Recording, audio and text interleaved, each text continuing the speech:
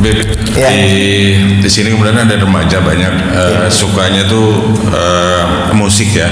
Dalam hal ini kalau kita membacakan selawat boleh nggak memakai hadroh ataupun pakai rabana? Ibu-ibu nih senang rabana. Jadi gimana hukum musik Rasulullah sendiri dengan musik? Makasih. Baik, kesimpulannya saya tarik dari kesimpulan terus dalil ya. Kesimpulannya musik itu ada dua. Ada musik yang dihalalkan, ada musik yang diharamkan. Itu kesimpulannya. Kesimpulan dari dalil-dalil ini adalah musik dibagi menjadi dua, musik yang haram dan musik yang halal. Musik yang haram adalah yang bertentangan dengan syariat, musik yang halal adalah yang berkesesuaian dengan syariat. Semisal musik yang menjadikan kita ingat kepada Allah dan Rasulnya, itu berarti tidak haram. Musik yang menjauhkan kita dari Allah dan Rasulnya, berarti itu adalah musik yang haram. Dalil hadis sahih riwayat Imam Bukhari, sayati ala ummati zamanun man yastahilluna al-hirra wal harira wal khamra wal ma'azif. Akan datang suatu masa pada kaumku, dia menghalalkan zina hukumnya mutlak haram, menghalalkan sutra halal bagi perempuan, haram bagi laki. Ini hukumnya saja sudah berbeda, padahal satu dalil. Ini yang diistilahkan para ulama usul fikih sebagai al-iqtiranu laisa bidalil. Penyandingan dari beberapa hal di dalam satu teks itu belum mengindikasikan bahwasanya hukumnya sama antara hal-hal tersebut. Kemudian khomer dalam keadaan darurat boleh nggak? Boleh. Ma'azif ini definisinya alatul lahwi, yaitu alat-alat yang bisa membuat kita itulah lalai. Apa sih alat yang membuat kita lalai? Termasuk mulut, kata Imam Ibnu Hajar. Akapela, dangdem. Nah, tahu ya? Itu akapela, akupuntur. Nah itu. Ya. Oke, itu dalil pertama. Dalil kedua, Sahih Bukhari. Apa sih faedah mengetahui dalil pertama? Kita tahu, oh rupanya ada yang mengindikasikan keharaman, bahwasanya alat musik tersebut haram. Tapi kita belajar agama itu tidak dengan cara memahami parsial. Hadzal din mabniun ala an nafhamahu bil ijmal. Agama ini dibangun dengan prinsip kita harus memahaminya secara holistik dan sempurna, paripurna. Fawailul lil musall, potong di situ. Orang yang sholat celah, kalau gitu nggak usah itulah akibatnya nggak melanjutkan ayatnya. Lain baca hadis cuma satu, akhirnya main haram, hantam semuanya. Kullu bid'atin, wah semuanya sudah selesai. Hafal satu hadis itu jadi mufti. Apa hukumnya orang salam setelah sholat? Bid'ah.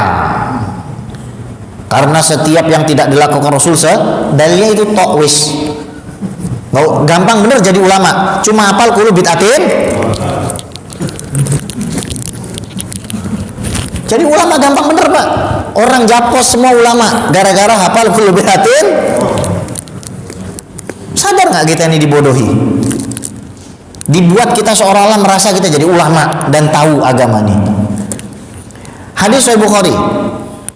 Sayyidina Abu Bakar, dakhala Abu Bakrin fi hujrin Nabi sallallahu alaihi wasallam wa fiha Aisyah wa jariyatan. Masuklah Sayyidina Abu Bakar ke kamar Rasul, ke rumah Rasul. Di dalamnya itu ada Siti Aisyah dengan dua orang budak perempuan yang sedang taghonnayan bima taqawwalatil ansor yauma bu'ats, nyanyi-nyanyi dengan nyanyian yang dinyanyikan kaum Aus dan Khazraj pada saat hari Bu'ats. Hari Bu'ats itu hari perdamaian. Dulu sebelum Rasul datang terjadi pertikaian antara suku Aus dengan Khazraj. Akhirnya Rasul datang, damai. Perdamaian. Itu kan lagu perdamaian. Nah, Sayyidina Abu Bakar marah. Amazamiru syaitan fi baiti Rasulillah sallallahu alaihi wasallam. Apakah seruling syaitan ini yang kamu senandungkan di rumah Rasul? Apa kata Rasul? Da'huma ya Abu Bakar. Biarkan saja mereka wahai Abu Bakar. Inna likulli ummatin aid. Setiap umat itu punya hari raya. Wa hadza aiduna, dan ini adalah hari raya kita. Artinya diperbolehkan bagi diri kita bernyanyi memainkan alat-alat musik selama memang tidak melanggar syariat. Bid'ah itu definisi Imam Syafi'i, al-muhdatsatu darban. Muhdatsat sesuatu yang baru-baru diadakan ada dua. Kullu ma wafaqa kitaban aw sunatan aw ijma'an aw atharan fahadhi mahmuda wa kullu ma khalafa kitaban aw sunnatan aw ijma'an aw atharan fahadhi madmuma. Segala sesuatu yang sesuai dengan Quran, sunnah, ijma' dan athar maka itu adalah baik. Sesuatu yang bertentangan dengan Quran, ijma', sunnah, athar itu adalah buruk. Ya kalau lagunya ngajarin orang berzina, ngajarin orang mabok, bikin orang nggak baca Quran, nggak boleh, haram. Dalil 3, a'linun nikah walau biduf. Umumkanlah, iklankanlah, syiarkanlah pernikahan walaupun dengan duf, rebana. Rebana alat musik bukan? Kalau dia bilang, oh berarti boleh dong, hanya boleh pada saat pernikahan. Nggak bisa. Lihat, umumkanlah pernikahan walau sekedar menabuh berarti rebana ini halalnya mutlak gitu loh. Jangan dipahami itu hanya khusus bagi pernikah.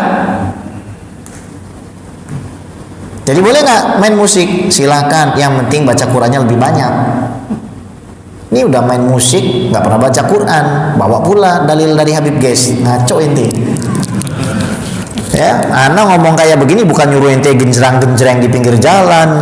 Perdamaian, Allahu Akbar, perdamaian, bukan gitu.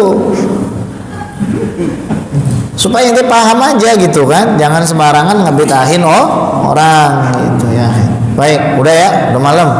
Ya udah, pokoknya semoga kita semua sehat walafiat, berkah rezekinya, sehat walafiat, panjang umurnya, husnul khotimah. Semua anak cucu keturunan kita, suami kita, istri kita husnul khotimah, berakidah ahlus sunnah wal jamaah, berkubur bersama Nabi Muhammad sallallahu alaihi wasallam. Ala hadhihi wa ala kulli tin salih ala hadratir rasul Fatimah al-wajib sadatina ali wa ali wa awatina wa awatikum wa walidina wa walidikum wa dzurriyyatina wa dzurriyyatikum wa azwajina wa azwajikum. Syaulillahi lana wa lahumul Fatihah.